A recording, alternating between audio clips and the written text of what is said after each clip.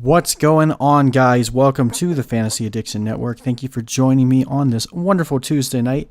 Hope you enjoyed that wonderful week one of football, and hopefully you survived a couple big name injuries, especially ones that coming down later.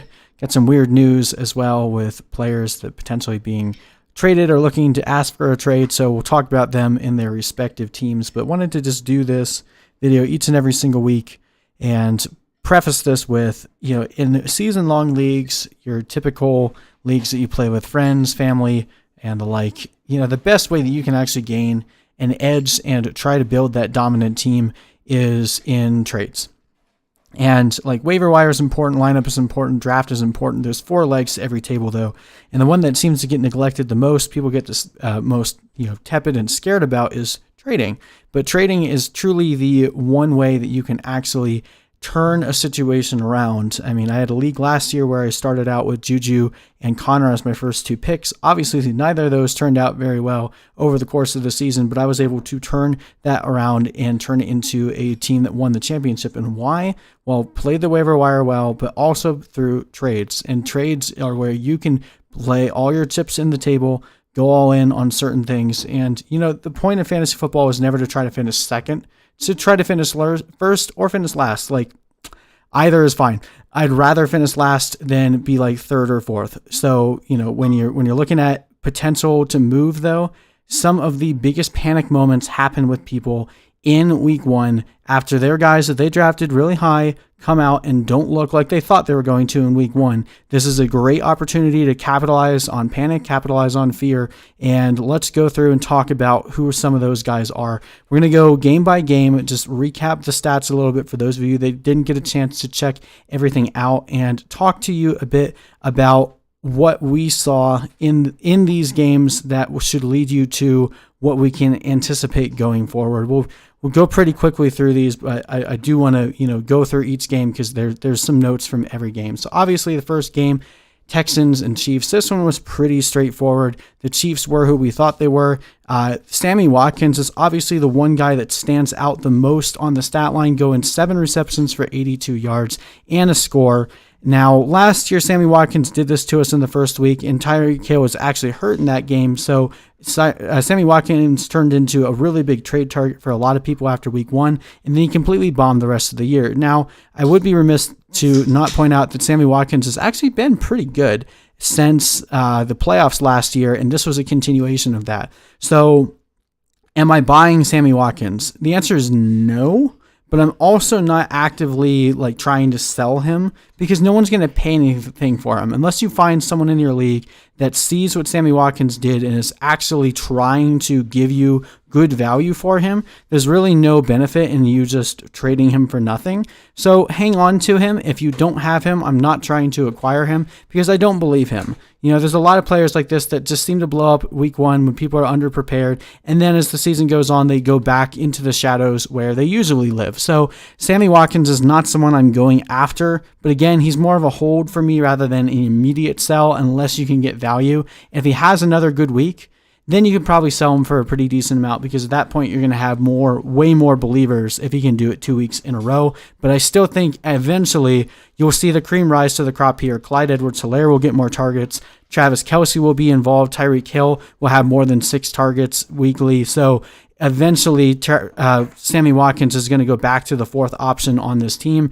and that's never going to be a good thing. And Mecole Hardman there as well, although only getting 1 target, should eventually see at least a little bit more workload in the passing game there. So Sammy Watkins is someone I would move off of after this week for sure. And then looking at the Texans, obviously Will Fuller is the biggest name here that stands out.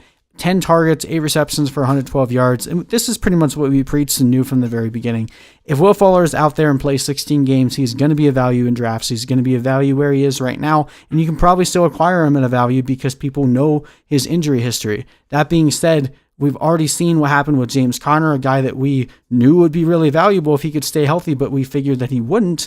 He's already hurt. So how much longer until Will Fuller is hurt? He hasn't been able to sustain any sort of long-term success. So if you have Will Fuller and you have someone that is nipping at the bud to go after him and give you decent value, Will Fuller is a sell to me, even though, like I said, he's probably going to continue to maintain decent value as long as he stays healthy. I don't bank on him staying healthy. I would try to sell Will Fuller. And then David Johnson as well. I mean, this whole team just scares me. The defense on this team isn't great. There's a lot of different options here. Brandon Cooks is going to become more involved eventually. David Johnson is probably someone I'd hang on to for at least a couple more weeks, but definitely someone I would put away on the back burner and wait and see if he can continue to have some successful games. I would probably try to move off of him before we get down the stretch in the season. Guys that are, 28 going on 29. David Johnson will be 29 before the season is over. I don't anticipate that he has the same burst, the same juice in his legs by the end of the season. We saw what happened the last couple years. Over time, he just slowly became, more beat up, slower, wasn't able to cut as much. So while he's coming out fresh, that's great. It's the same thing with Todd Gurley. Use him now, and then once we get, a little bit further, try to flip him for top dollar. But I don't think you're going to get top dollar for him right now. So he's definitely a hold for me. His value is up. Deshaun Watson is probably honestly, his value drops a little bit for me. It was pretty clear that they needed DeAndre Hopkins in this game. And then Brandon Cooks is also a hold for me right now. He only got 2 receptions, but had 5 targets coming off of an injury. Should be more involved over the course of the next month. Okay, next game, looking at the Jets and the Bills. We'll start with the Bills. Josh Allen had himself a good day, 312 yards. Had a few pretty boneheaded mistakes as we typically see from Josh Allen, but overall pretty strong showing. 2 touchdowns through the air, 1 on the ground, and 57 yards leading the Bills in rushing. That was the bigger surprise here. We're not big Devin Singletary or Zach Moss fans, but neither guy could get it done on the ground, so I don't know whether that speaks more to the ineptitude of that backfield or that New York is still good at slowing down the run. We'll have to wait and see on that one, but obviously Singletary and Moss probably see their value go down a bit. Singletary more so than Moss. Josh Allen, though, we knew this was going to be the case. He has an incredibly easy schedule to start the season, and then it turns incredibly difficult over the back half of the year. So if you drafted Josh Allen, be thankful that he started out well. He'll probably give you a few more good games, and then you're going to need to find someone else because he's not going to carry you to the championship. And then John Brown getting 10 targets, out-targeting Stephon Diggs. A lot of people had kind of written him off with Stephon Diggs coming into town, but this makes sense. John Brown was really good last year. He's definitely a deep threat, and now that he's not having to deal with the number 1 corner, honestly, John Brown could end up being the more valuable player in this receiving core. So while Stephon Diggs did end up having himself a pretty decent day without a touchdown, John Brown here definitely raising some eyebrows. Both of these guys should maintain pretty decent value, and I think John Brown might honestly give you more of a floor each week, whereas Stephon Diggs will give you more of a ceiling. Okay, looking over to New York, Le'Veon Bell going on short-term IR today. There's no real running backs here you need to own unless you're in the deepest of deep leagues. Frank Gore gets to play against the 49ers next week. There's no way we're starting Frank Gore. Josh Adams might get some work as well.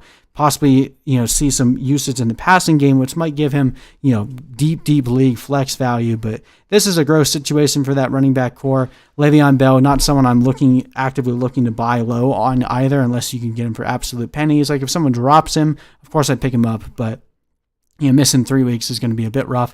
Sam Darnold is barely even rosterable in 2 quarterback leagues at this point. There's just no support for him. The only guys that you potentially even want to own on this team right now are Jamison Crowder and Chris Herndon. Jamison Crowder getting 13 targets again in the double digits playing against Buffalo, and he's literally the only guy in town right now getting any significant looks. And he looked pretty solid considering the situation that the Jets were in on Sunday. 7 receptions, 115 yards, and that 69-yard bomb.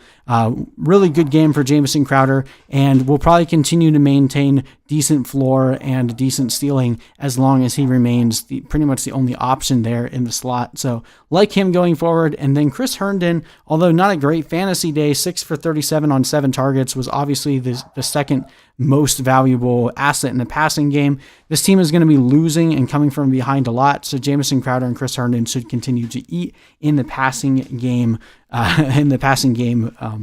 Stats. All right, let's jump over and look at Minnesota and Green Bay. Now, this was a very offensively minded game, and we kind of saw it coming, but probably not to the extent that it actually happened. We've been basically preaching that the Vikings defense is not what you think it was from last year all offseason. It's why we were a little bit more bullish on guys like Kirk Cousins, and potentially why we were a little bit more down on Dalvin Cook. All that didn't really matter as much. Is the fact that Minnesota's secondary is completely depleted from where it was last year. This is going to be a defense to exploit for fantasy football purposes, especially in the passing game. But in terms of what that meant for Minnesota, I think it only means good things. Dalvin Cook is still going to be the goal line guy. He's still going to see a lot of work, and maybe the fact that he won't be able to, get 25 carries in a game, perhaps that'll help keep him healthy and, play full 16 games. So this could be good all around. So I feel like the value is up across the board for the three guys there in Minnesota. No one else here really standing out, though. BC Johnson, 3 for 56. Alexander Madison involved in the passing game. That was a little frustrating for the Cook owners. Hopefully that was an anomaly and that doesn't continue. But Adam Thielen, 6 for 110 and 2 touchdowns. His value goes up massively. Dalvin Cook could have been the steal of the draft if people were worried about him, potentially holding out. He gets his bag right before the season starts. So Dalvin Cook is, still a top 5, top 7 fantasy player and will continue to be so. But Alexander Madison, obviously one of the best handcuffs you could possibly own right now. So good vibes all around for the Minnesota offense based on the lack of a defense there. And then Aaron Rodgers. So we saw this last year with Aaron Rodgers. When he played easy defenses or weak defenses, he went off. 364 yards, 4 touchdowns, 92.9 quarterback rating, or 127.5 QBR. Mix those up, sorry. But Aaron Rodgers, absolutely phenomenal game, near perfect, and looked really good. Made some ridiculous sidearm throws and looked like old Aaron Rodgers.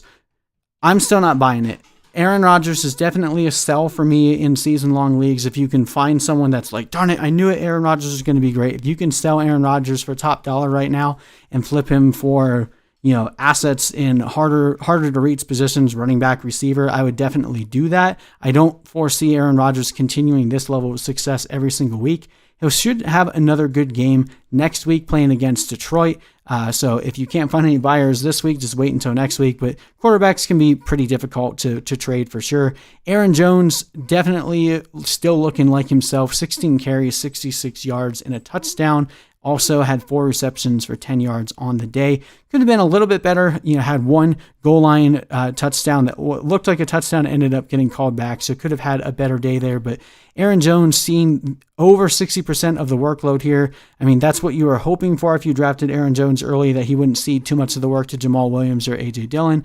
A.J. Dillon looked okay. Jamal Williams still looks like he shouldn't really be seeing the ball too much. So Aaron Jones, as long as he continues to stay healthy, should be the guy that he was last year, albeit with probably a little more touchdown regression, but I mean, he's already scored a touchdown. He's on pace to continue doing what he did last year. So if you drafted Aaron Jones in the second round, you're pretty happy right now. I think his value is going up.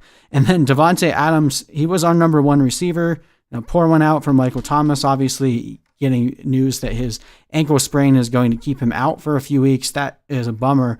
Hopefully he comes back healthy and finishes the season out strong. But Devontae Adams was our number 1 wide receiver before the season started, and boy, oh boy, did he show why.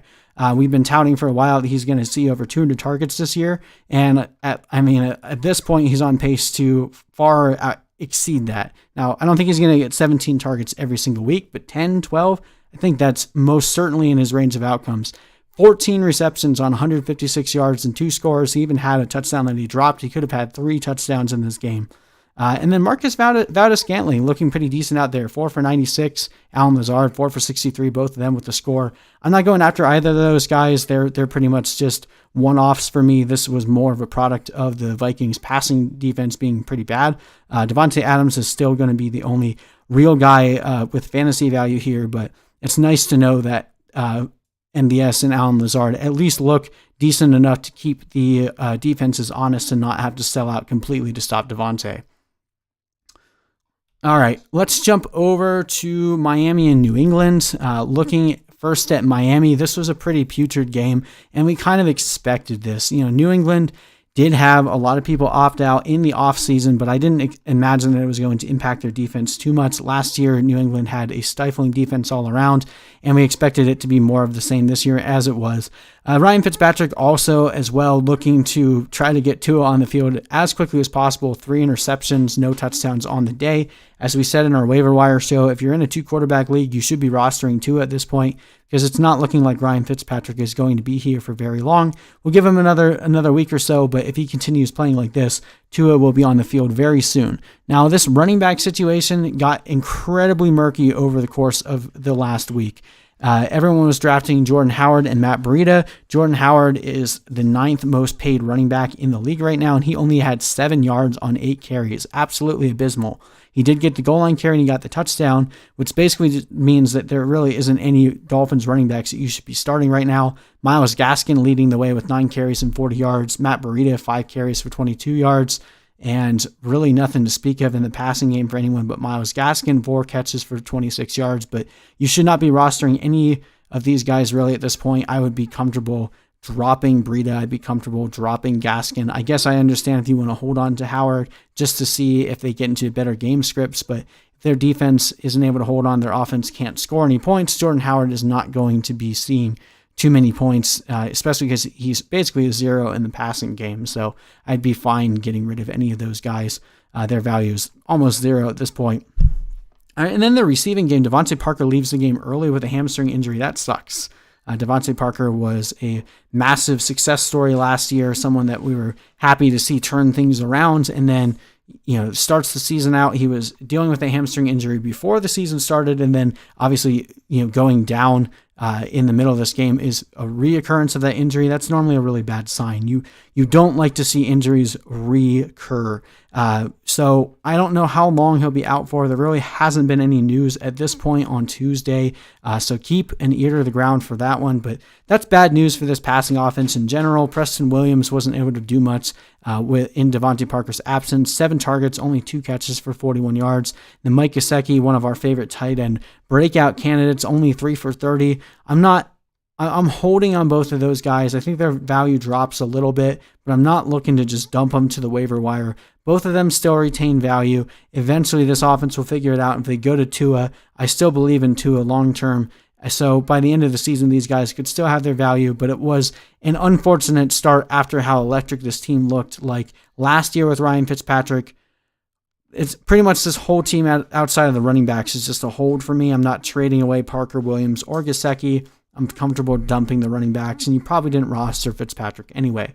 All right, I'm jumping over to the Patriots. Cam freaking Newton, only 15 completions for 155 yards, but 15 carries for 75 yards and 2 touchdowns, 100.7 quarterback rating. This looks like the Cam Newton of old, guys. We were preaching all offseason once Cam Newton signed that Cam Newton was your late round value steal, and he's looking to be exactly that, especially in leagues that only award 4 points for passing touchdowns. Cam Newton gives you that additional bonus because of how involved he is in the red zone, in the rushing department. And unfortunately, as we predicted as well, that's just going to eat into the value of these running backs here. Sony Michel, Damian Harris, when he comes back, they'll probably still at least have, some decent flex value week to week. But with Cam Newton vulturing the goal line carries, it's going to be hard for them to maintain consistent value. I do still really like James White. He saw only 3 targets in this one. But, with N'Keal Harry fumbling the ball near the goal line, Julian Edelman still looking like himself, they still need other pass-catching options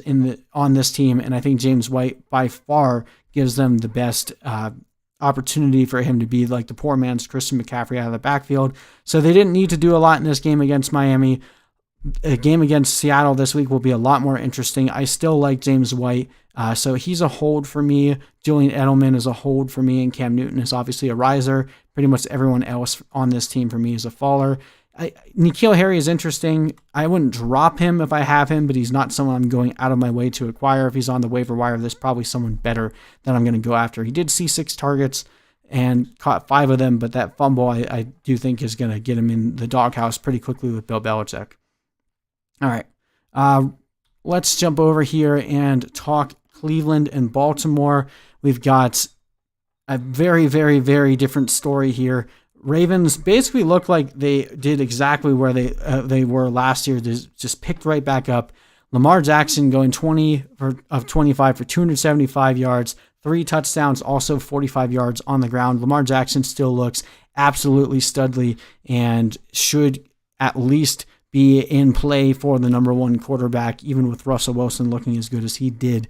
Now, the biggest story here is the rushing game. Mark Ingram comes away with the most carries on the day, but J.K. Dobbins actually had more of the snaps. He only took the ball 7 times, but he got 2 touchdowns, took the goal line carries there, and that could end up making the situation very murky. I don't think Mark Ingram is dead, but watching the game, Mark Ingram did not look the same as he did last year, and it could have just been week 1 rust. I'm not writing him off yet, but if he continues to play the way that he did in week 1, I don't think it's going to be very long until J.K. Dobbins actually takes over as the primary ball carrier here for the Ravens. So definitely keep an eye out for this one. This is a situation that's pretty unfortunate for fantasy leaguers because you're hoping Mark Ingram would at least maintain some value until Dobbins eventually took over, whereas right now it's basically just a mess where you probably don't want to be starting either of these guys. One of them will probably be valuable each week. It's just going to be very hard to predict which one, at least for now. And the rushing game as a whole wasn't really that great. Only 107 yards for this team across all their different options was actually pretty sad. But their passing game definitely looked a lot better. Marquise Brown looking like he took a pretty big step forward after the offseason. 5 catches for 101 yards, looking a little bit more like his cousin out there. Willie Snead coming through with 4 for 64 for a touchdown. Nobody's going after Willie Snead. Really, anyone else here, the only pass catchers to really roster at this point are Marquise Brown and, of course, Mark Andrews, 5 for 58 and 2 scores. Mark Andrews saw more usage in this game than he did at any point last year. So for those of you that drafted Mark Andrews, it's looking like he definitely has a shot at sticking with Kelsey and Kittle in that top tier. And obviously, Kittle dealing with that injury, also problematic. So on the Browns side,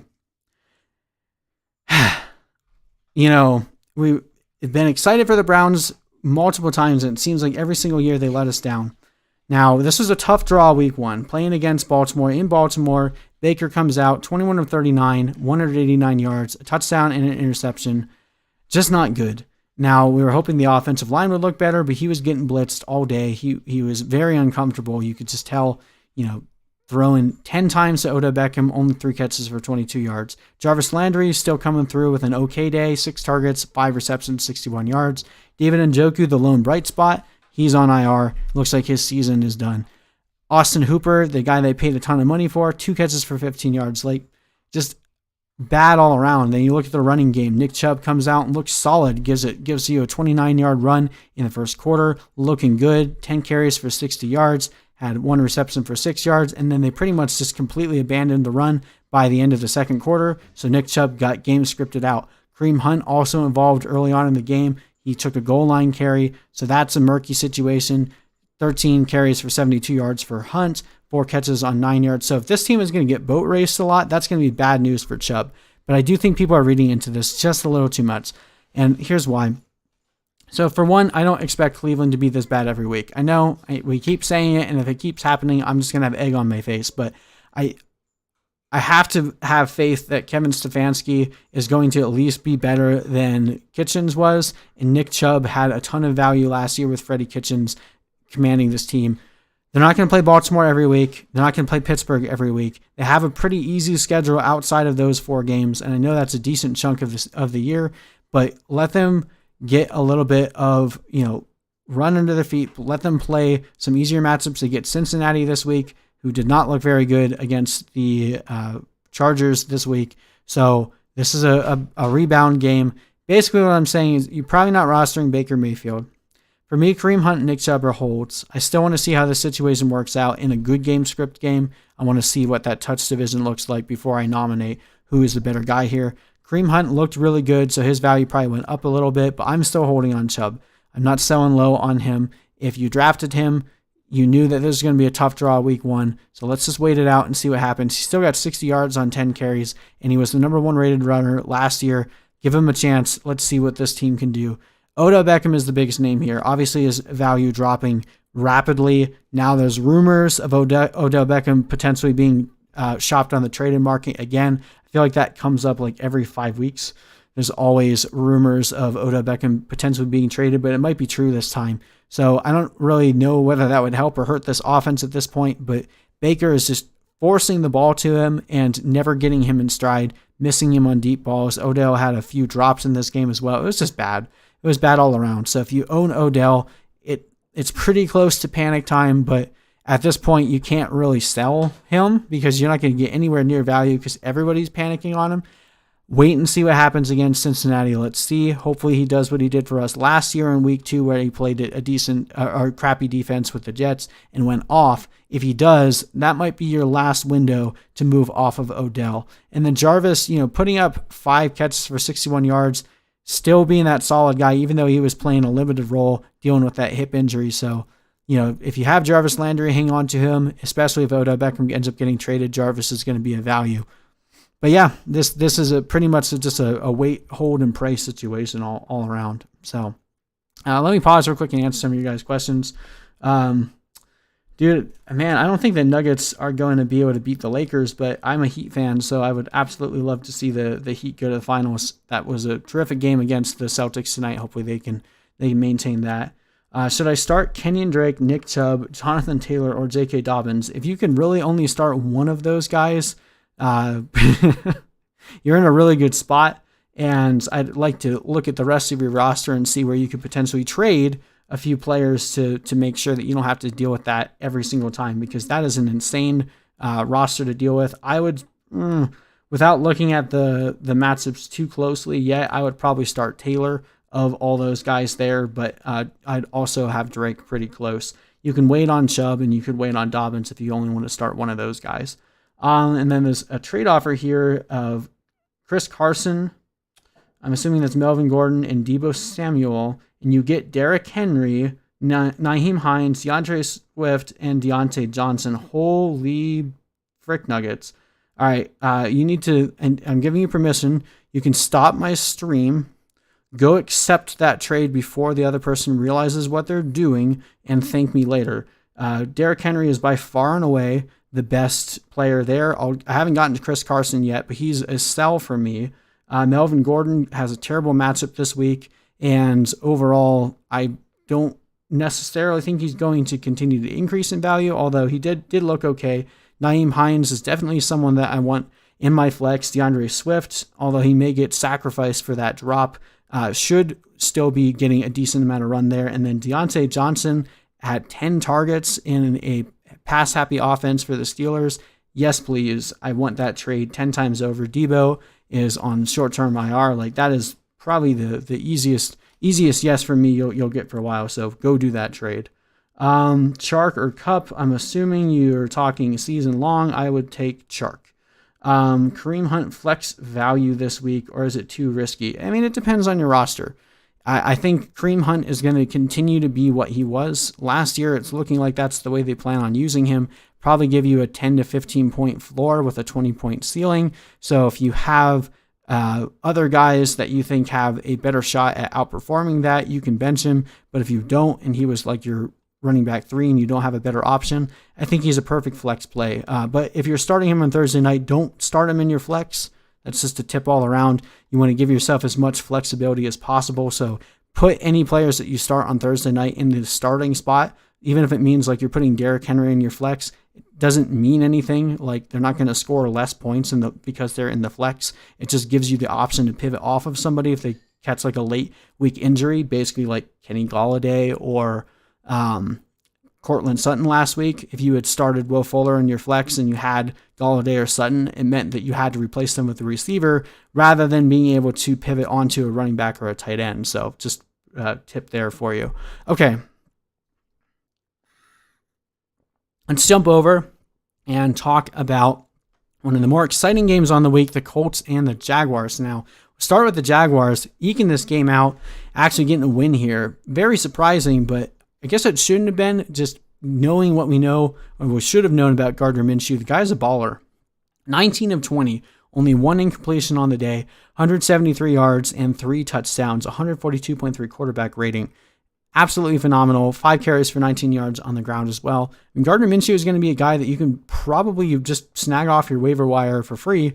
And he has a pretty decent schedule, at least this first half of the season. So he's going to be a pretty decent streaming option for you. So if you pick him up, you don't have to worry about picking up anyone off of waivers, at least for like the first 8 weeks of the season. James Robinson, the only running back in the league to get 100% of his team's carries. He sees his value go up for sure. Really like James Robinson in terms of just the fact that you basically got him for free. You probably didn't even have to draft him. It was off the waiver wire before week 1. If he's on your waiver wire, I would definitely go after him. Although I don't think he's ever going to be like anything more than like a high-end flex, low-end RB2. Anytime you can get startable assets at the running back position off the waiver wire, you go for it. Ryquell Armstead will be back at some point, but James Robinson looked good. So we'll see if they continue to give him the same type of usage. All right. Keelan Cole, I'm ignoring. He does this to us every single year, especially in week 1. So pay no attention to his stat line. Laviska Shenault looked pretty good. 3 for 37 for a touchdown. I'd definitely be willing to stash him on my bench. Don't panic on DJ Chark. He did get a touchdown there, only 3 targets, but 3 catches for 25 yards, getting that touchdown, bailing you out on the day. He should have better days ahead, especially if the Jaguars get behind in games and Minshew has to air the ball out a little bit more, which we're expecting to happen more often. And he's not going to have Philip Rivers throwing a bunch of interceptions on the other side of the ball every single week. So I think this is a good buy low moment for DJ Chark.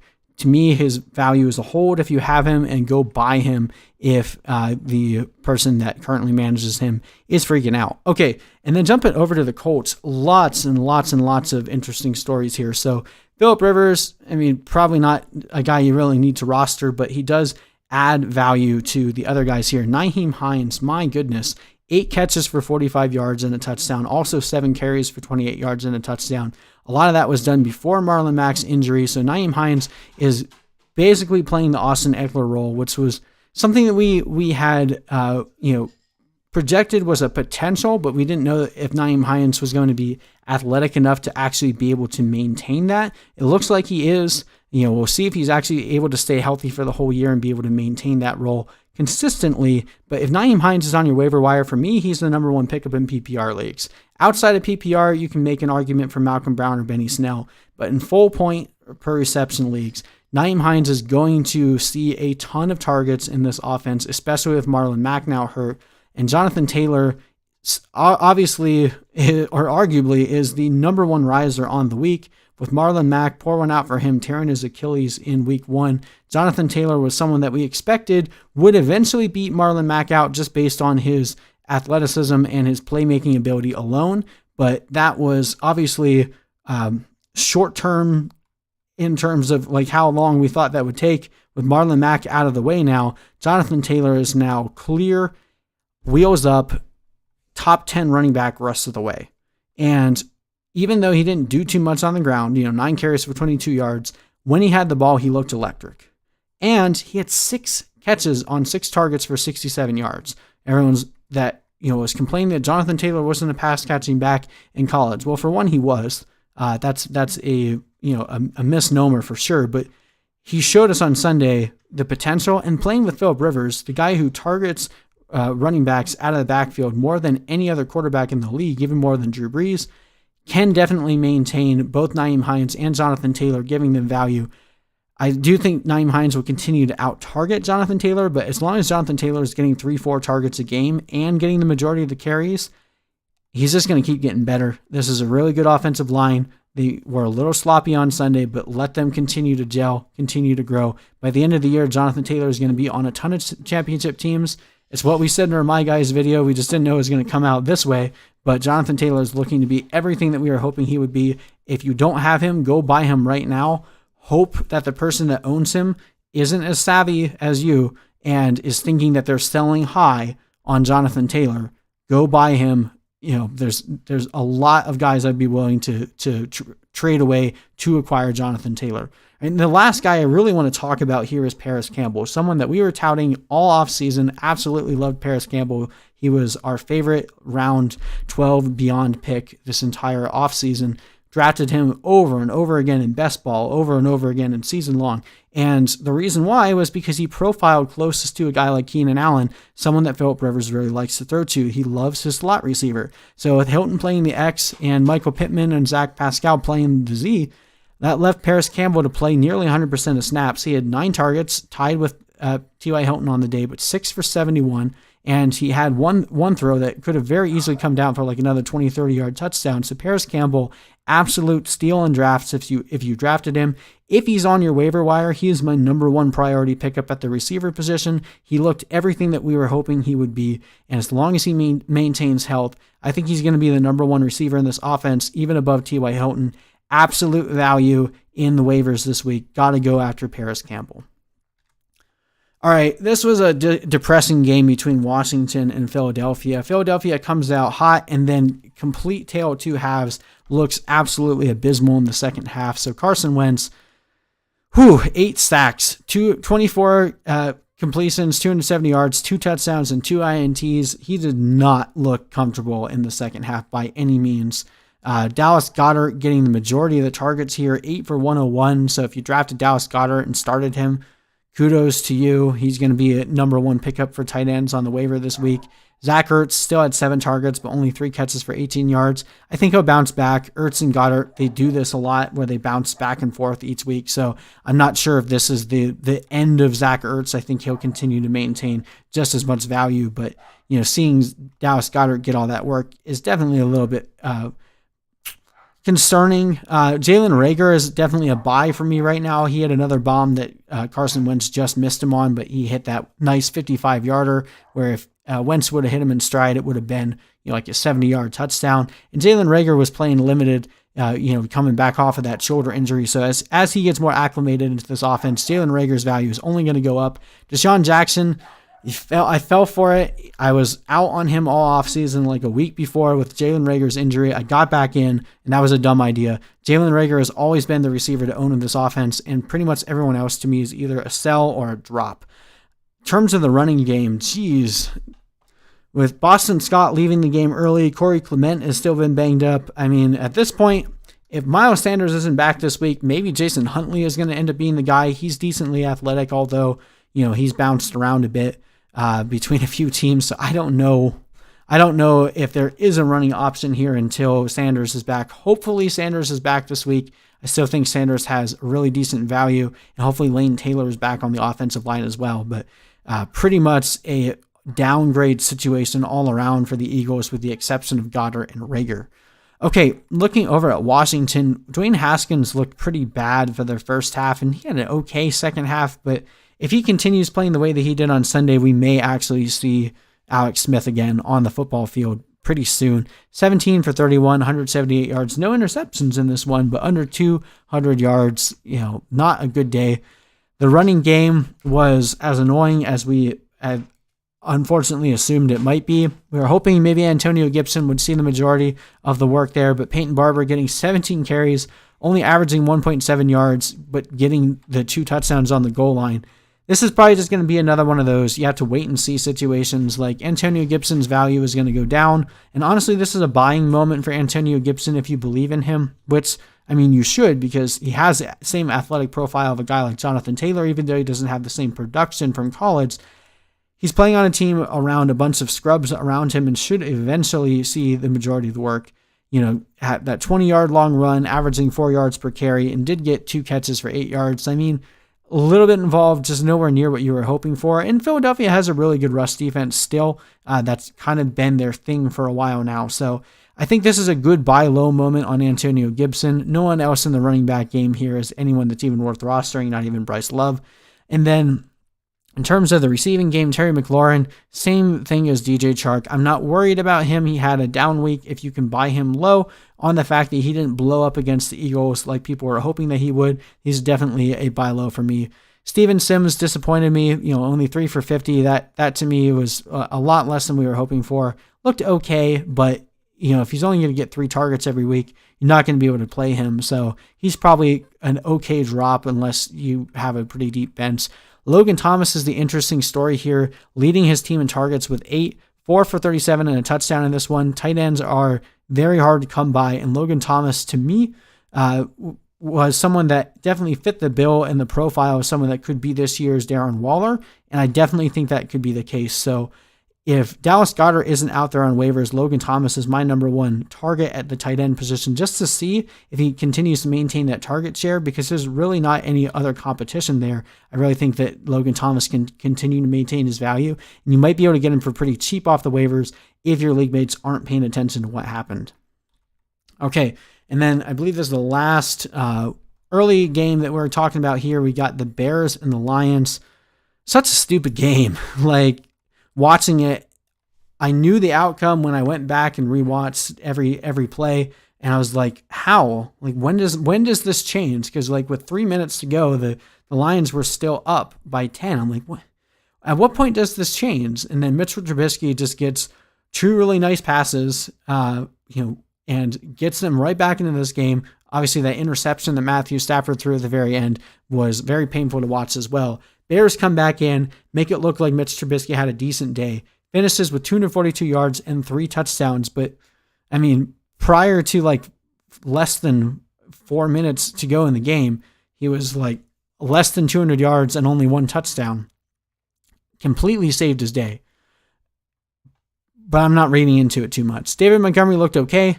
Didn't look like he was dealing with that injury too much. 13 for 64. Also had a catch for 10 yards on the day. So, I mean, nothing great for fantasy, but at least he looked healthy. Tariq Cohen looked okay. He still has been lacking that burst that he showed us a few years ago. And then Anthony Miller coming through with that really nice touchdown at the end. 4 catches for 76 yards and a score. Allen Robinson almost had a touchdown in this one, but ended up with only 5 for 74. Now, Allen Robinson is a big red flag right now. With everything that's been going on, he removed all of the references to the Bears in his social media accounts, and it appears that he is either demanding a renegotiation of his contract or a trade. Now, they always do like the social media thing where someone leaks he's asking for a trade, and then his agent comes out and says, we're not asking for a trade, which means they're asking for a trade. So Allen Robinson is definitely in a red alert potential holdout situation. I don't know that he won't play. He hasn't made any note to that, but it is definitely something very concerning. If you're an Allen Robinson manager right now, keep an ear out for what's going on. I'd probably try to grab Anthony Miller if he's on the waiver wire, just in case he does sit out for a game or two. But keep an ear to the ground if you're, bullish and you can sell someone on the idea that Allen Robinson is going to sit out. You might be able to get him for really cheap. And Allen Robinson is probably going to finish this year pretty strongly once they get this situation figured out. So he's probably a buy low for me, but this is definitely hurting his value for sure. No one else here I'm really interested in. Forget Jimmy Graham. He had 7 targets, came down with only 3 of them for 25 yards. Did have the touchdown, but not going back to that. Well, no one else here is very interesting to me in normal leagues. On the Lions side, Matthew Stafford could have had a better day, 297 yards, a touchdown, and an interception. You definitely missed Kenny Golladay here. Hopefully Kenny Golladay is back next week.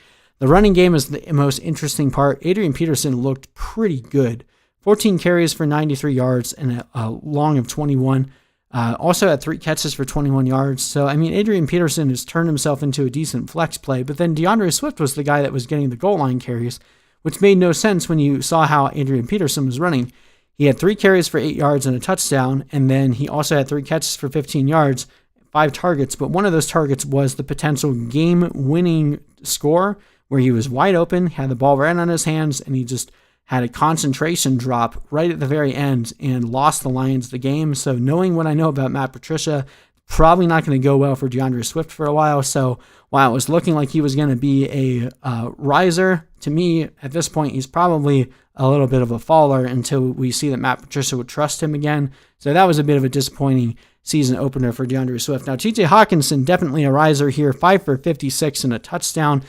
TJ Hawkinson, another guy that we were touting as a potential breakout, looks like he could definitely be that. Only getting 5 targets in this game where, there are 42 pass attempts is a bit of a concern. We were hoping he'd be involved a bit more, but still, you'll take the output that he produced this last week. Definitely looks like the potential breakout that we were hoping for. I'm not paying much attention to Danny Amendola. Once Kenny Golladay is back, his target share goes down. Marvin Jones, a little bit of a disappointment this week, only 4 for 55. Not having Kenny Golladay take Kendall Fuller.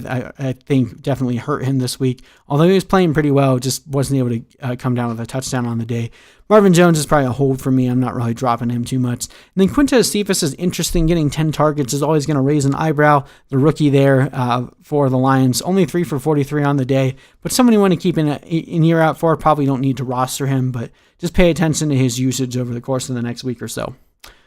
Okay, oops, I lied. We have another early morning game, and probably the most interesting game for offensive production, the Falcons and the Seahawks. Guys, they let Russ cook. And I know that was going on all offseason, but dude, I don't know that Russell Wilson has ever had a better game in his career. 31 for 35, 322 yards, and 4 touchdowns. Also 3 carries for 29 yards. If this is their offensive game plan, now they won't play Atlanta every week. They get to play the Patriots next week. And this is my theory. If you are in a league that values quarterbacks, you're probably not going to get them. But if you're in a league where people are open to trading quarterbacks, I would wait a week because Russell Wilson plays the Patriots next week. And with Gilmore there, Cordy's still there, I think their defense is going to be able to suppress Russell Wilson's value just a little bit. Hopefully, Russell Wilson has a mediocre showing, like 15 points, because then you can show the receipts and be like, look, this is what Russell Wilson did in 2019. This is what he did in 2018. This is what he did in 2017. And say like, look, he's going to keep busting on you. You don't need him. And then try to buy low. This is not the moment to buy Russell Wilson. Next week is the moment to buy Russell Wilson. But what we saw, if he blows up against New England, then you're screwed. But at this point, you're probably not going to get him coming off of that insane week. So we're going to play the waiting game. But the way that he looked on Sunday, if he plays like that every single week, and this team actually lets him play like that every week, Russell Wilson will outscore Patrick Mahomes and Lamar Jackson.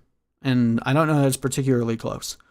You want Russell Wilson on your team, and if you can get him without paying through the nose for him, I would do so.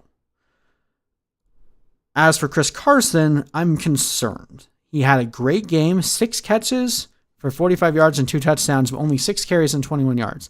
Reason I'm concerned, obviously he had less carries than Carlos Hyde. He saw no goal line carries. He saw no third down carries. I don't know whether that was just a product of the game script, the fact that he's still dealing with that hip injury.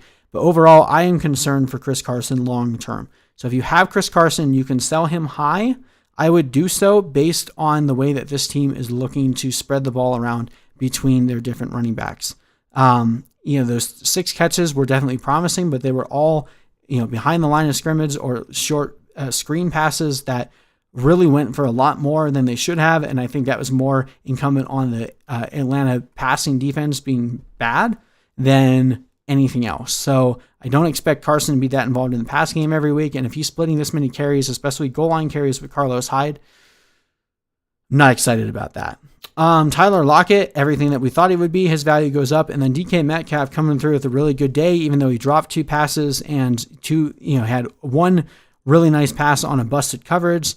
So I don't know. His performance to me was pretty up and down. Ended up having a really good day overall, but I don't really know that he's going to be any more consistent than he was last year. Probably someone I'd be willing to sell high on this week if you could get value for him. And then on the Atlanta side, Matt Ryan absolutely killing it. 37 for 450 yards, 2 touchdowns, and that stupid interception at the end of the game that didn't really count for anything. He was pretty good up to that point. And then Todd Gurley just got game scripted out of this one, guys. He had 14 carries for 56 yards and a touchdown. And also had 2 receptions, but only 1 yard. But he really wasn't used much in the second half. He looked pretty good for what we were concerned about. I mean, he's definitely by far the best running back on this team. And Brian Hill showed us that he still sucks. So I'm not concerned for Todd Gurley in the short term. We're still more concerned about him wearing down as the season goes on. So wait another week. They get to play Dallas this week, who just let Malcolm Brown run all over them. So I think Todd Gurley is going to have a bounce back week. So he's a hold for me. And then obviously Julio Jones and Calvin Ridley. I don't really need to talk too much about them. 9 for 157 for Julio, 9 for 130 for Calvin Ridley, and 2 touchdowns. Both of these guys were draft day values. Calvin Ridley was going way too late. He should have been going in the second round. These guys are going to be studs all year because that defense is so bad they're going to have to throw the ball a lot. Russell Gage and Hayden Hurst, I think, are going to bounce back a lot. Hayden Hurst was getting the majority of the coverage there with Jamal Adams, so Russell Gage was running free all day, 9 for 114. Not expecting that to really continue, so Hayden Hurst will probably see better days with Russell Gage ending up not being as involved, but all three of those guys getting 12 targets. Definitely someone to stash on the back of your bench if you have a deep enough league. And Hayden Hurst, while a disappointing showing, I'm not giving up on him just yet with a team that's going to be throwing the ball over 50 times every week. I wouldn't be surprised if Hayden Hurst has some really nice games to come. Oh, well, I guess I just answered your question in regards to Hayden Hurst. I would probably drop Breeze if you need the spot. You're not really going to be starting him until Michael Thomas is back, and that could be 4 weeks from now. If you have a deep enough bench and you can stash him, go for it. But, yeah. And then I would start Drake over Chubb. Should I trade Michael Thomas for Juju and Tyreek Hill? If someone is, I would have done that before Michael Thomas was hurt. So, if someone is doing that even after Michael Thomas is hurt, that's a really easy yes for me. Because Tyreek Hill, to me, is almost on the same par as Michael Thomas anyway, and Juju Smith-Schuster looks like his old self. So I would do that trade even if Michael Thomas wasn't hurt. So yes, I would definitely do that. And then Crowder for flex in week 2. Yeah, Crowder was great last week, and he's probably going to continue seeing a ton of targets. We saw DeAndre Hopkins get a ton of targets against the 49ers. That's probably going to be a pretty rough game for the Jets overall. I think Crowder is the only guy you really can look to start in that offense, but I would still be willing to put him out there. I think he'll have a pretty decent day against the Niners. All right. Well, there's a lot to cover, guys. Thank you for joining me. Let's now look at the Raiders and the Panthers. So quickly looking at the Panthers. Now, Teddy Bridgewater is someone that for a long time has been touted as someone that doesn't throw deep down the field. And he proved that that wasn't the case in this game. He actually threw more downfield than any other quarterback this week. And, to some degree of success, mostly with Robbie Anderson, but 270 yards and a touchdown on the day. Could have been better, but it wasn't bad by any means. Definitely think he can support plenty of passing game value for this team. And considering how bad their defense looked, guys, like they're playing against Las Vegas, who are not a high-flying offense at all, giving up 34 points to them. Oof. This is going to be a rough defense all year, one that we're going to be targeting for fantasy, and I think that Teddy is going to be able to give a lot of value back, considering how much they're going to have to score just to try to keep up. Christian McCaffrey, 23 carries, 96 yards on the ground, and 2 scores, looked just every bit as good as he did last year on the ground. Only concern for him, only 4 targets.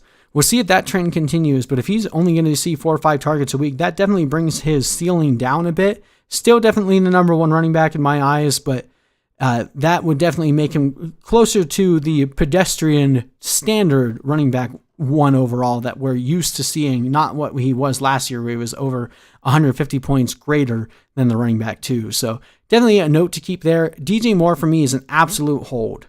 If you have DJ Moore and you're panicking, do not. If you're the guy in your league that has DJ Moore as panicking, go buy him. He only had 4 catches on 54 yards, but he had 9 targets. One of those was a very nice end zone throw where he would have been able to come down with it, but Teddy Bridgewater just overthrew him, had another drop on the day. But getting 9 targets, leading this team in targets overall for a team that's going to have to throw the ball a lot for all the reasons that we've already mentioned, DJ Moore will rebound. Do not worry too much. Robbie Anderson was able to run free a bit against Las Vegas, but as defenses tighten up a bit deeper down the field, DJ Moore is going to see a lot more of those short and underneath routes that Teddy Bridgewater is known for.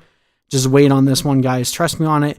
DJ Moore, Robbie Anderson, I would still roster Robbie Anderson. He's a waiver wire guy, but not someone I would be throwing into my lineup until he shows us they can do this for multiple weeks. And I'm pretty much dropping Curtis Samuel and Ian Thomas at this point. On the Raiders side, Derek Carr looked okay. Probably not someone you're starting for fantasy, but Josh Jacobs is the big story here, getting 4 receptions and 46 yards, also 25 carries and 93 yards and 3 total touchdowns. Josh Jacobs definitely looking to be a really good value right now. My only concern for Josh Jacobs, and has been what we were preaching from the very beginning, he has an incredibly difficult schedule beginning with the Saints, and from this point on, Josh Jacobs' schedule is very difficult. So if you're able to sell him for top dollar, and when I say top dollar, excuse me.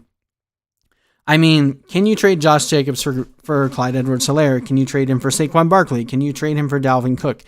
I would do those types of trades right now based on the fact that we don't know how involved he's going to be when the Raiders are getting routed. They were always in control of this game, so even though they were passing the ball a bit more, 30 attempts there for Derek Carr, and the game was competitive, we don't know what it's going to look like if they're down 14, 21, 28 points. That was the situation last year where Josh Jacobs was not getting the ball a lot because this team turned to the pass and they did not want Josh Jacobs out there in those situations.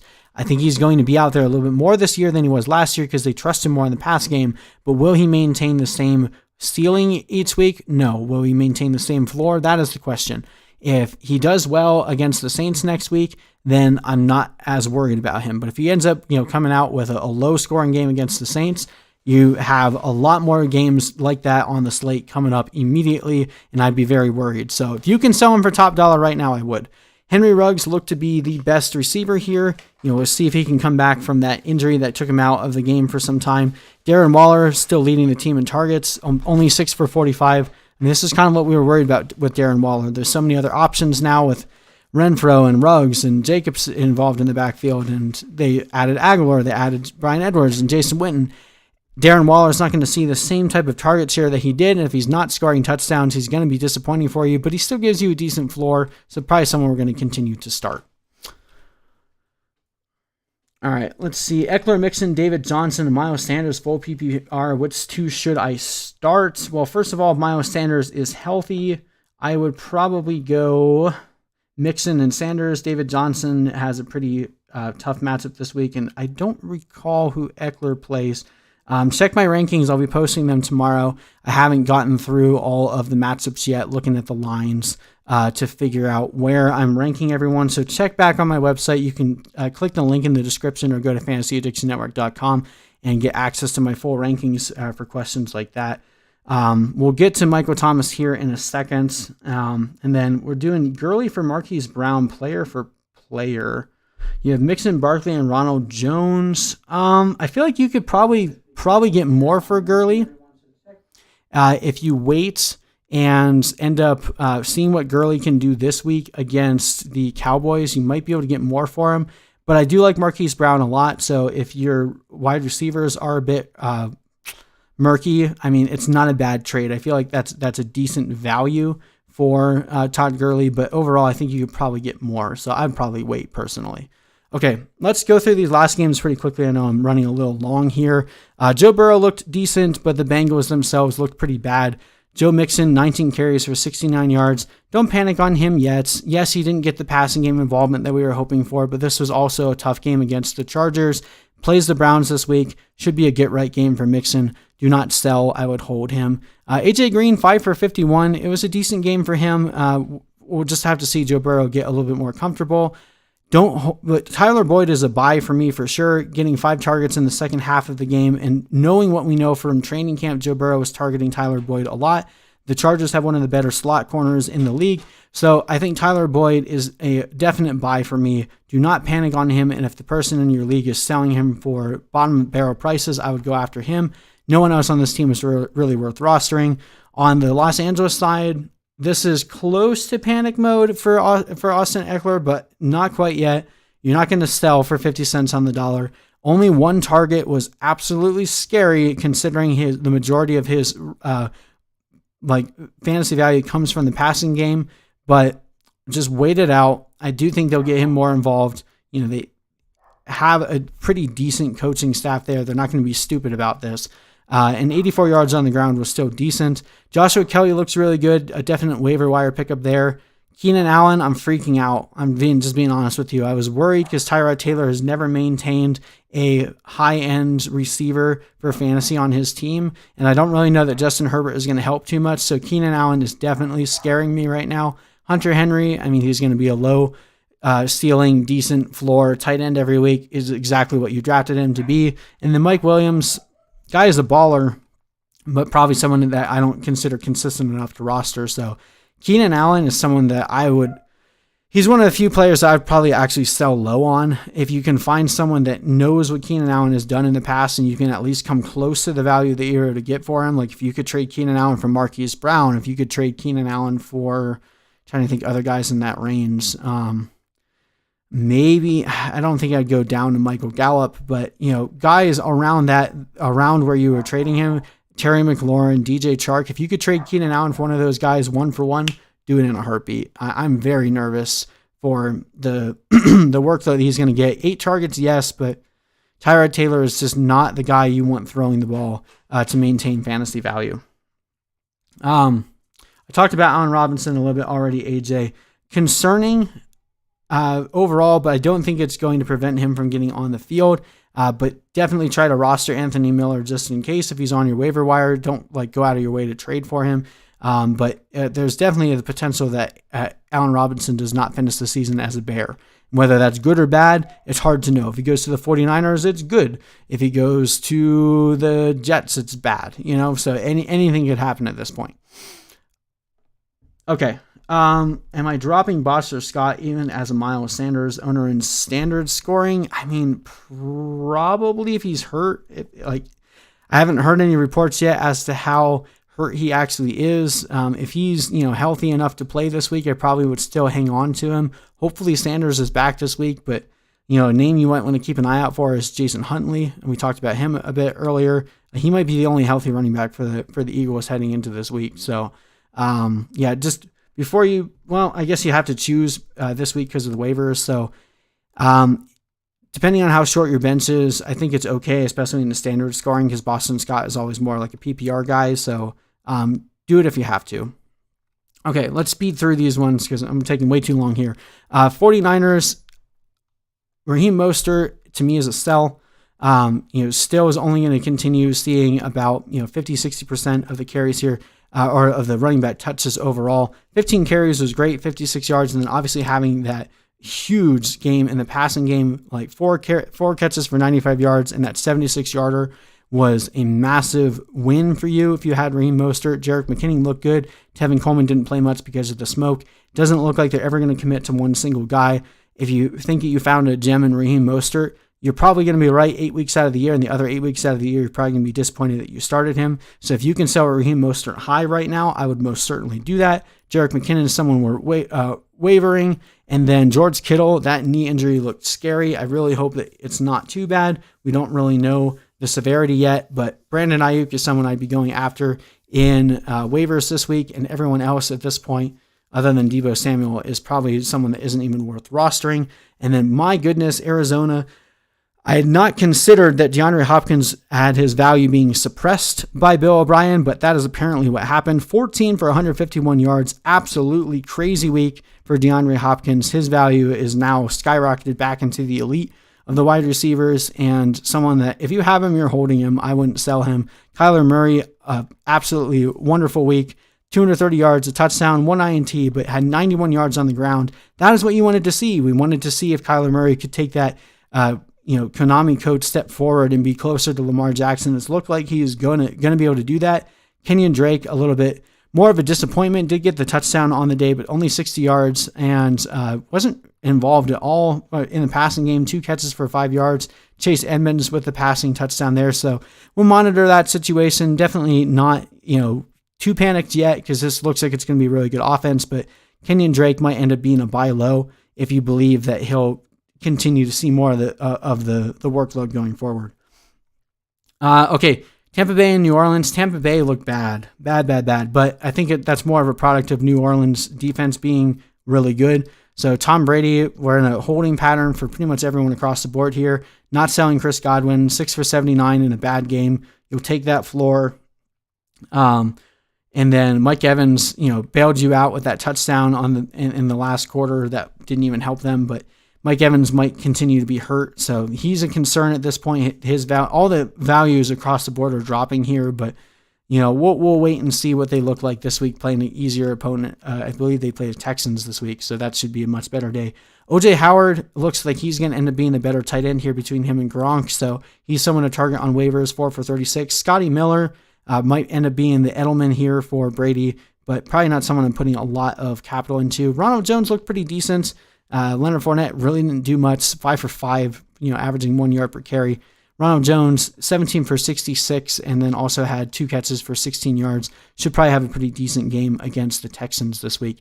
And then the Saints, boy, the biggest story here, obviously, Michael Thomas looking like he's going to miss a few weeks with a high ankle sprain on such a stupid play, too. It was near the end of the game where, the Saints had already won the game. They were just running out the clock, and he gets rolled up on by his own guy. It didn't even look that bad. Like, he avoided getting his leg out from before it got pinned under him, but apparently it still hit him enough to tweak that high ankle. And, that's the high ankle is honestly one of the worst words you can hear uttered about a skill position player in fantasy football. It's the thing that took down Saquon Barkley last year. And typically they'll come back on the field, but it suppresses their value for even a few more weeks after that. It's going to depend on the severity there, but definitely disappointed if you're a Michael Thomas owner. If you can still sell high on the name, like the trade we were talking earlier, I would definitely be looking to move off of him if you could get like a Tyreek Hill type for him. But if someone is trying to lowball you, like, you're better off just waiting, because by the end of the year he'll be healthy and he should have at least a good back half of the season. But it's going to be rough slogging. You're going to have to fight to get some points back, to going after guys like Paris Campbell in the waiver wire to make up for your loss for Michael Thomas for a few weeks. Emmanuel Sanders is going to see a pretty decent increased workload, so if you could get him, he's not going to do what Michael Thomas did for you, but it should at least be a pretty decent guy. And then Traquan Smith is a guy that's probably out there in all waiver formats. We forgot to add him on our report, someone that I'd be looking to go after, but overall, I don't think this really helps Alvin Kamara. I think he'll be about the same, which is a top 5 running back, and this is definitely a downgrade for Drew Brees. Probably going to end up dropping him unless you're in a really deep league or a 2-quarterback league. It's going to be hard to trust starting him without Michael Thomas there. Should I trade Mixon? No. You should trade for Mixon. I think he's going to have a good week this week playing against Cleveland. I think he's a good buy low at this point. Emmanuel Sanders or Jalen Reagor? I'd still go with Reagor unless you are the Michael Thomas manager and you need a start right now. I think Reagor gives you more upside season long. Talking about trades after week 1, that's the best time to talk about them because there's a lot of people panicking right now. You can get some really good deals. Like go back up and look in terms of, some of the trade requests that have come through here that people have seen. Like there's people panicking in your leagues right now. I guarantee it. And, one of the best things you can do is look at the lowest performers in your league, the guys that, scored way less than they were projected to. Go to them and ask them, like, hey, what are you looking to do? Or, like, look at someone that didn't perform on their team. If you could go buy A.J. Brown or DJ Moore right now, coming off of their slow start, or Nick Chubb or Joe Mixon, like, those are the kind of guys, like, you typically only have a very small window to actually buy them pretty cheaply in trades. Go after them right away. Try to get them on your team before they have their blow-up week, because then you lose your opportunity to pay, 50 cents on the dollar for them. That's why we're talking trades week 1. Okay, let's talk the Sunday night game real quick. Dak Prescott, disappointing game, losing a few more pieces on the offensive line. Definitely showed to be a bit of a concern. I think this team definitely bounces back. Mike McCarthy with the Packers normally had a few slow starts, but definitely concerning. Looks like Dak Prescott's ceiling isn't what we were hoping it would be. Only 1 touchdown in this game. I do think they'll rebound, but a little bit concerning there with that offensive line play. Ezekiel Elliott looks like he could actually have a shot at finishing as the number 1 overall running back. 96 yards on the ground and also 3 catches for 31 yards, 2 scores on the day. He looked solid. Like he had a lot of juice and was playing really well even behind this less than stellar offensive line play. Tony Pollard was barely involved. He spelled him a little bit, but this was still an Ezekiel Elliott show. So if you were worried about Tony Pollard getting more of the workload with McCarthy coming in, that most certainly did not happen. Amari Cooper getting fed targets, 14 freaking targets for Amari Cooper, 10 for 81 on the day. His blow-up days are coming. CeeDee Lamb looked solid, 5 for 59. And then Michael Gallup is another buy low for me. Only 3 for 50, but he had that one really nice catch that Jalen Ramsey was able to use his acting career to be able to convince the refs to throw a flag on him. So Michael Gallup would have had a better day there. He's a buy low for me. Blake Jarwin, pour one out for him. We were hoping he would be another breakout tight end. Tears his ACL in week 1.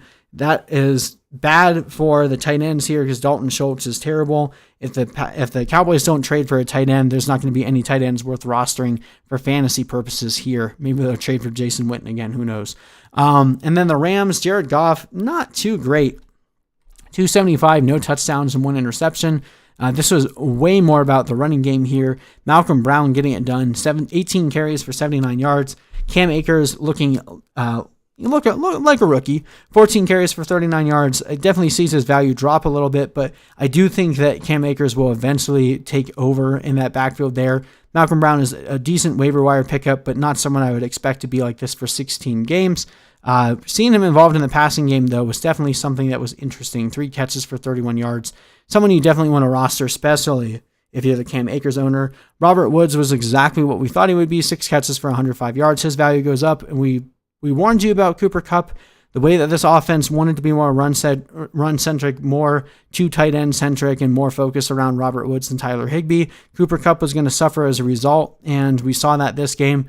He'll still have decent games, but overall, Cooper Kupp was someone that we were highly concerned about before the season started, just as much so now. If Jared Goff is not throwing the ball as much as he used to, that is only going to hurt Cooper Kupp, and it might be a window of opportunity. There might be a short window of opportunity for you to still return the same value if you can trade him now. But if people are trying to buy low on him, probably just going to have to hold off until he posts up a big game, because that will still come. Cooper Kupp will have those big games. I just think he ends up being a little less consistent than you're used to seeing. Okay, let's see. Michael Thomas for Golladay is an interesting one. I don't think I would do that because Golladay is still hurt as well. Even if he's back this week, he might still be nursing the injury for a while. If you think you can hold off and you're not going to lose, because I mean, it's not like you're going to take a 0 where Michael Thomas was. You can still fill in players that you can get off the waiver wire, guys, if you have a decent bench. So I mean, you can still scrape together some wins. I would only be selling Michael Thomas if someone is like just giving you a Godfather offer because they believe that their team is going to be good at the end, and you're going to get like 2 really solid assets as a result of it. Otherwise, I wouldn't do a 1-for-1 trade right now because it's one of those things you'll end up regretting here in about 5 weeks. And yes, high ankle is fantasy death, but honestly, hamstring can be just as bad for a receiver. And I still am surprised at the fact that it's even going to keep him out because it didn't look that bad at all. His leg didn't get crushed. Like, he was able to pull it out in time. So I don't know, but you know, we'll see what ends up happening with Michael Thomas. He's a really, really strong guy. So hopefully he'll be able to be back here in a couple weeks and playing close to 100%. Okay. Real quick, going through the Monday night games, the Steelers looked pretty sloppy at first and then came back. Ben Roethlisberger, 3 touchdowns, 229 yards. Ben Roethlisberger might actually end up benefiting the most from not having to play in front of crowds. You know, we used to have like the home road splits for him, and he looked pretty good after the first quarter there. It was against the Giants, so we'll see if that continues. But the biggest story here, obviously, is James Conner injuring that ankle. Benny Snell looking really good, 19 carries for 113 yards. I think James Conner is going to be okay, but I am definitely worried if I'm the James Conner manager. If I don't have Benny Snell, I'm freaking out. So if Benny Snell is on your waivers, I'm most certainly going after him hard because there's a chance that Benny Snell just beats out James Conner for the job because he looked like the better runner in this game. Juju Smith-Schuster bounced back pretty heavily, 6 catches for 69 yards. Deontay Johnson started this game really sloppily, fumbling that punt return and then having a couple concentration drops, but finished the day with 10 targets. Ben just kept going to him. 6 for 57. Deontay Johnson is a good buy low for me. Juju Smith-Schuster is a hold. I'm not trying to sell him high. I think that this is truly who he is. If Ben can stay healthy, then this is going to be a good year for him and everyone else. Eric Ebron is a drop. I'm not hanging on anyone else here. On the New York side, I don't know if you can sell high on Darius Slayton, but he's definitely not going to post up 28 fantasy points every week. So he would definitely be someone I'd be selling high on. Saquon Barkley, obviously the biggest buy low of the week. If you can find someone that is concerned that he only had 6 yards on 15 carries and is ignoring the fact that he still had a 13-point floor in a PPR league, go buy Saquon Barkley right now. Do whatever you can to acquire him. Just if you haven't already sent trade offers to the Saquon Barkley owner in your league, you are doing it wrong. This is the week We had a week like this last year with Christian McCaffrey against the Tampa Bay Buccaneers where he only had like 7 fantasy points, and that was the week to go after him. This is the week to go after Saquon Barkley. You will not get another opportunity like this. Just stop this video right now and go try to trade for Saquon Barkley. Sterling Shepard, decent game, 6 for 47. I'd still hang on to him, but Evan Ingram, super disappointing in this one. 7 targets, but only 2 catches for 9 yards. Just gross. He had an opportunity to score a touchdown. He had a couple concentration drops. It's just all around sloppy play from a lot of Giants here. I'll wait and see what Evan Ingram can do. He's still healthy, and he could have had a much bigger game had he actually been able to convert on some of those passes that just went awry. So Evan Ingram is probably a decent buy low as well. And then Daniel Jones, if anyone is going to take up the mantle and be the next Jameis Winston, I think it's Daniel Jones. He's going to continue to be a fantasy productive quarterback who gets a lot of touchdowns, just commits a ton of turnovers. So unless you're in a league that is very negative against turnovers, I think Daniel Jones is going to be a much better fantasy quarterback than he is a real life quarterback this year. Okay, last game, one of the uglier games on the week. Very interesting storyline here. So the Broncos, Drew Lock looked okay. Wasn't necessarily his fault for some of those incompletions. Had multiple drops from Jerry Jeudy. I think Jake Butt also had a drop as well. So overall, could have had a much better day for Lock. 95 passer rating, not terrible at all. 216 yards, a touchdown, had an interception that was dropped. So pretty average overall. We'll continue to reserve our judgment on Drew Lock until we see more from him. Philip Lindsay dealing with turf toe. Not good news, but great news for Melvin Gordon managers. 78 yards and a touchdown on the day. Also 3 catches in the backfield. So Melvin Gordon, one of those running backs in the 3rd round that looks like he's actually going to return value. Not someone I'd be looking to sell high on, although playing against the Steelers this week, it might be difficult to start him. So maybe you sell him before that game. That's up to you. Noah Fant definitely fit the build of a potential breakout and is definitely showing it. 5 for 81 and a touchdown. His value skyrocketing right now. Jerry Jeudy looked okay in his debut, 4 for 56, but I think once Cortland Sutton comes back, that's going to suppress his value for a bit. So I would hang on to Jerry Jeudy. Noah Fant is definitely a guy that I would like to acquire, even if someone thinks they're selling high on him. If you can get him for a decent value, I'd still do it. And then on the Tennessee side, Ryan Tannehill threw the ball for 43 times. That is not something that we expected to happen a lot. And you would hope that would have meant that A.J. Brown had a great game, but it really didn't. 5 for 39 for A.J. Brown. Pretty disappointing. He even had a chance to get a goal line fade touchdown. And it was a little overthrown, but I think he could have gotten it. It was just out of place. So it sucked. Bad day for A.J. Brown. Hopefully he rebounds. Corey Davis and Sammy Watkins doing this to us every single year. 7 receptions for 101 yards. I mean, I'm probably not going after Corey Davis on waivers, but I understand if you want to just put him on your bench and see, but you're definitely not starting him until he shows this. Jonnu Smith, the bigger storyline here, 4 for 36, but 7 targets on the day. Definitely excited for Jonnu Smith. He was another one of our breakout potentials. And then Derrick Henry, very involved, even in passing game situations. This was a game that you would have expected Derrick Henry to do really poorly in, and he still had 116 yards, 3 catches for 15 yards. So it's looking like 14, 15 points is his floor for bad games, which means that his ceiling could be 30 points plus. Derrick Henry, to me, if you can find someone that was disappointed with that output playing against a tough Denver defense, I think Derrick Henry is another definite buy this week for sure. And A.J. Brown, to me, is still a buy. He's an alpha receiver. He'll bounce back. So if you can buy either of those guys on their lower week 1 performance than was anticipated, I would do so. Phew. All right. Well, that was a lot, guys, going through everyone here. But thank you for joining us. I'll split up a few of those takes earlier. If you guys didn't get a chance to watch the whole thing, I'll jump back in and put some timestamps for you for each of the teams here in a bit. Let's go over your questions before we end the stream. So let's see here. Galladay's hamstring. Do we start Benny Snell in week 2? If Connor is playing and going against the Broncos, who have a pretty good run defense, as we just saw, had a couple plays where they just lit Derrick Henry up, I would probably not rush out to start Benny Snell unless James Conner is declared out before the game starts. Other problem with Benny Snell is he has not shown he's going to be involved in the passing game. That's also definitely limiting his upside. So while I would like him on my team, I'd probably prefer if I had him on my bench at least this week. Should I trade Burrow, Singletary, or Sony Michel to pick up Nyheim Hines? So I think when you say trade, you mean drop. I would, of those guys, if you have another quarterback option, I think you're comfortable dropping Burrow unless it's a 2-quarterback league. I would definitely do that. I think Nyheim Hines is the number 1 waiver pickup on the week. Going to be someone that you can continue to throw into your flex all season long. Corey Davis was balling, but he has had games like that before, and then he's completely disappeared.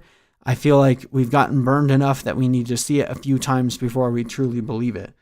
Juju and AJ are my only starting wide receivers with Michael Thomas useless, but I mean, that's not a bad, and still not a bad duo. And if you can pick up a guy like Paris Campbell to get you through, or Jalen Reagor, or even Anthony Miller with Allen Robinson potentially, doing funky things right now, I would still try to see if I can just hang on to Michael Thomas. I had Devontae Adams last year when he dealt with turf toe, and I won the championship in that league because I held on to him. And at the end of the day, as long as you can stay in playoff contention, you still want guys like Michael Thomas on your team from weeks 12 on.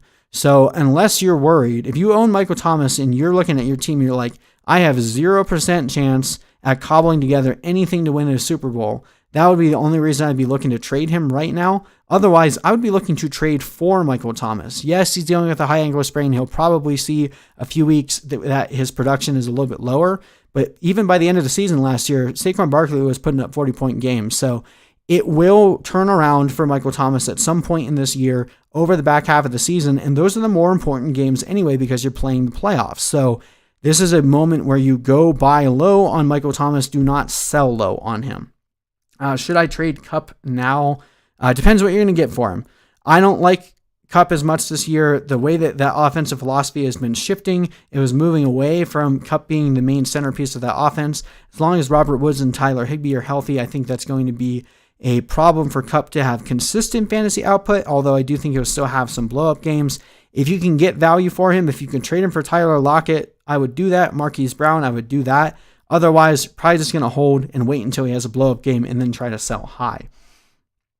Should I trade Henry for Michael Thomas straight up? No, because we were drafting Henry above Michael Thomas anyway, because Henry has a greater ceiling being at the running back position and showing that he was involved in passing game situations. Like Derrick Henry is an absolute buy right now. And even if Michael Thomas wasn't hurt, I would still prefer Derrick Henry over Michael Thomas, even in PPR leagues.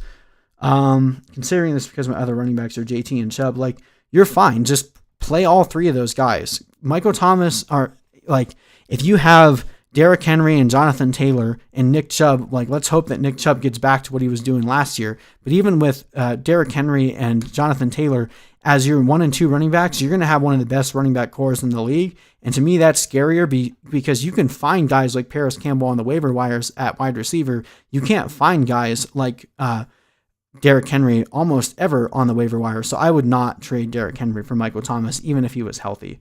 Let's see. What do we do with Odell? I did talk about that for the Browns, but I'll go back again. If you own Odell, you're pretty much stuck. And I think we have an out because he plays the Bengals this week. The Bengals defense is very mediocre overall. And hopefully he blows up on Thursday. If Odell blows up on Thursday, trade him before you can think twice about it. If he doesn't blow up this week, I mean, you're basically in the same spot that you are now. But trying to sell low on a guy after 1 week, he still had 10 targets, and the Ravens were just routing the Browns completely. So I just wait one more week and see what Odell does. I get if you don't want to start him, but I do think good matchup this week, should probably hang on to him one more week. Let's see. Kareem or Monty on a real flex question.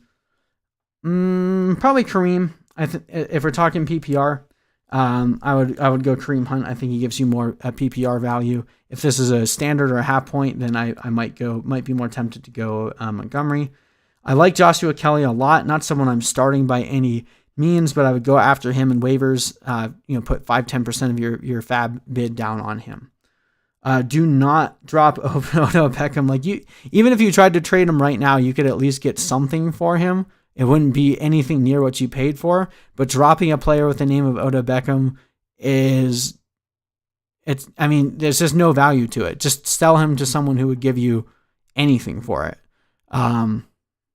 Because if he ends up blowing up and you dropped him, then even if he only blows up one time, you still had the opportunity to sell him high off of that one blow up.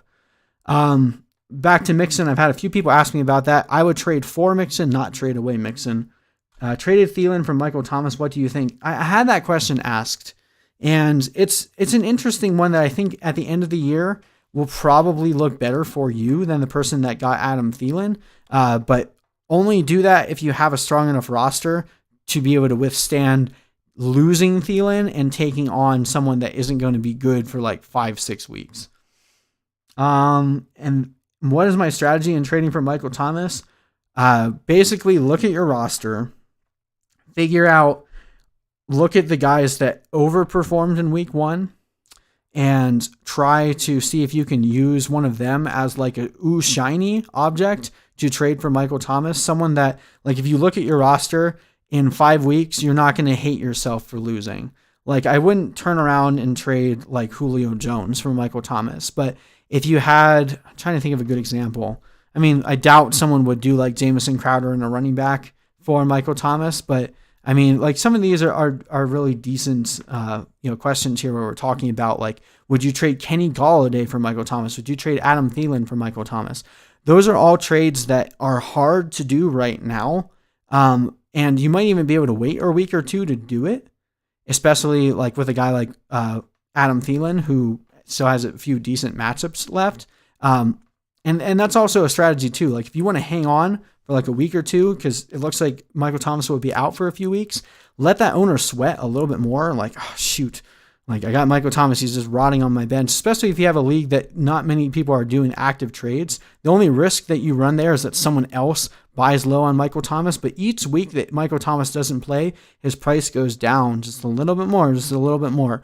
And if you can, play the chicken with the rest of your league and go after Michael Thomas after week 3, after week 4, before he comes back, and get him at that point, you might be able to get him for a little bit cheaper. But again, know your league. If you're in a league that's not going to cut it and you need to buy right now, then I would still do it. Like, at the end of the day, you just need to try to scrape together a couple of wins in the meanwhile. But if you can pay less than what you would have had to pay for Michael Thomas at the start, you're still going to be happy that you made that decision at the end of the year.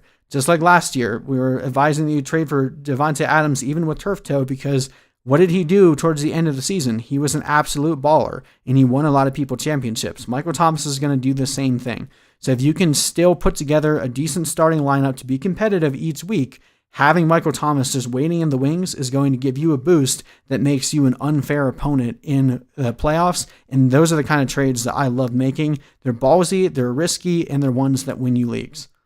Kalen Balaz, doesn't mean anything to me. Just no one on the Jets, period, in the running backs, but Kalen Balaz was so bad last year. Like, the fact that the Jets are even signing him is literally just because Adam Gase is the worst coach in the league. Yeah, I know you're kidding about dropping Odell Beckham. The funny thing about dropping Odell Beckham is if he does continue to suck, you did just create a hassle for another manager in your league. People have talked about this before. Like, if you have a guy that has a big name that just absolutely sucks that year, when you drop him out on the waiver wire, it causes people to panic. Like, they drop a lot of their fab dollars on him, they pick him up and they don't know what to do with him. So it's a funny mental game, but I would still not recommend doing it. Okay, thoughts on Malcolm Brown? I liked Malcolm Brown a lot this week. I don't think he's going to maintain that kind of a work share the entire year. So for me, he's a rental play. If he's on the waiver wire, I think you could probably get a few more good weeks out of him, maybe 4 to 6 weeks. So I would definitely go after him on the waiver, but I wouldn't go crazy for it. If you get him, you can dangle him in front of the Cam Akers owner, or try to trade for Cam Akers, because I think eventually they will cede that backfield and give more to Cam Akers. And I think Darrell Henderson is just dust at this point, that if he couldn't end up coming onto the field in that game, then he's not going to be on the field pretty much at any point this season. Okay, let's see. Do you think if I pick up Damian Harris and put him on IR, and also what do you think of Devonta Freeman? I mean, Devonta Freeman has been toying around with the idea of signing with people for this entire offseason, but even last year, he had the role to himself in a highly potent Atlanta offense, and he sucked. So I don't really see how he's any better this year. To me, he's basically what people thought Marshawn Lynch was last year. It's like, ooh, big name, but he hasn't been good for years. So Devonta Freeman, I have no interest in whatsoever. But if you can put Damian Harris on your IR slot, why not? You just go for it. It doesn't hurt you to do so, so I would do that. What do you want to do this week in teams where you have extra stud receivers? Go after someone with Michael Thomas, scoop one of his stud running backs, and trade off a wide receiver. I think you're just giving advice there, so I think I agree. Let's see. Gave away David Johnson and Devontae Parker and received Nick Chubb. Was starting David Johnson at running back 2 and Parker on my bench. I mean, I still like Nick Chubb. I see a world where that comes back to bite you, but I still believe in Nick Chubb. And I think right now Nick Chubb and David Johnson are pretty equal in value. So that's the only reason why I think it might end up hurting you, because Devontae Parker is a bit lower than he should be dealing with that injury. But if David Johnson gets hurt, or Devontae Parker is just a shell of himself because of that hamstring injury, and Nick Chubb is still one of the highest graded runners in the league, I still like that trade. It's pretty fair and balanced overall. Not really any hosing going on there. So, yeah, I think it's fine. And David Johnson has a pretty tough matchup this week, whereas Nick Chubb, much easier matchup against the Bengals.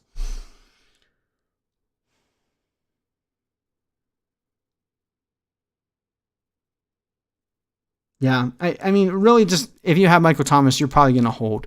Like, I'm not going to advise you to trade him away. Because most of the time you can still find a way to win. Like, people freak out when they lose one player from their roster, and it doesn't help, but it's not like you have to still put him in your starters. You're not taking to 0 every week, so you can still manage to win even with Michael Thomas on your bench for a while. I would put about 30% to get Hines. Honestly, if you need a running back, if you don't, then maybe closer to 20-25%. And this comes back to knowing your league.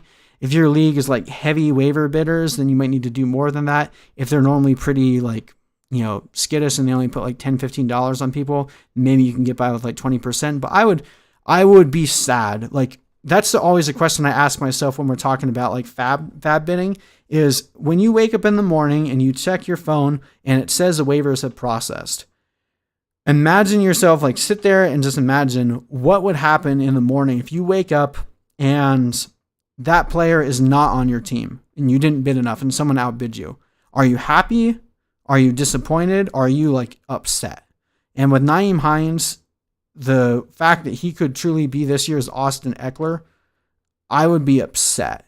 So I would go out of my way to bid like 30-35% just to make sure I get him, because you don't get guys like that very often. And yeah, let's see. Yeah, Jets fan here. Jets suck. I'm sorry, but I agree.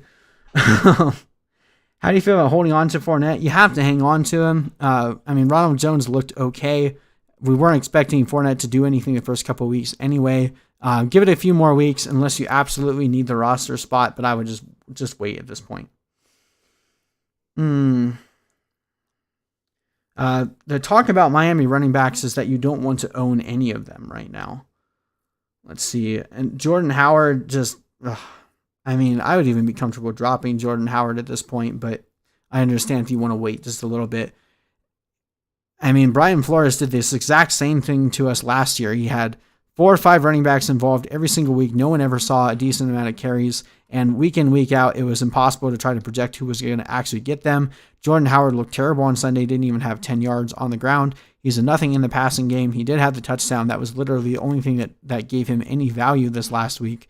But unless he actually starts seeing 15, 20 carries, I don't think you're ever comfortable starting him. So that's not the kind of guy that I really like to keep on my team. Antonio Gibson. I think we talked about him a little bit in the Washington game. He's a buy to me.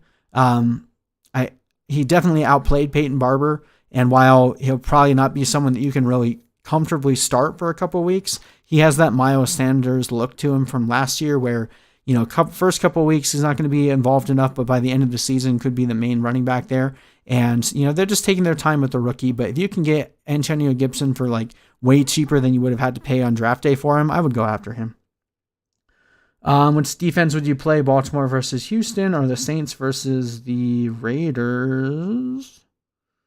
Probably Baltimore. They looked even better this year than they did last year. And Deshaun Watson is prone for throwing picks, and he was getting, plenty of pressure by the Chiefs this last week. So I think you have a really good shot at getting some sacks, some interceptions, potentially even a defensive score there. I like the Saints defense versus the Raiders, but the Raiders play a little bit more conservative offense, so you're probably not going to get as many defensive points there. So I would go with Baltimore. Okay, I'm tired. We've been talking for nearly an hour and 40 minutes, but I appreciate all of you guys joining us, giving us some really good chat here. So good luck to you this week. If you watch this video after the fact and you have a trade question, hit me up in the comment section. I will respond to you as quickly as possible, give you guys my honest take every single time. Hit the link in the description. Go to fantasyaddictionnetwork.com for our updated rankings. We'll be posting our trade calculator here soon. I'm still tweaking it. Sorry it's not ready quite yet, guys, but I'll have it ready for you soon. And yeah, so let's see. I think we're pretty good here. One more question. Do you think Henry Ruggs has blow-up potential in the latter half of the year? Yeah. I mean, he looked really good on Sunday. They were using him in a lot of different parts of the field. Threw deep down, got that nice deep pass, and they were using him, in the backfield as well. I think the question with Ruggs is, can he stay healthy? He's probably just going to be like Marquise Brown was last year, where when he's healthy, he has a good game, and then he misses like 2-3 games in between. So I'm concerned the fact that he's already dealing with injuries, but I think Henry Ruggs definitely has blow-up potential, so definitely someone I would be comfortable stashing on the back of my bench. All right, thank you guys for watching. I am going to take a break, but see you guys in the next video.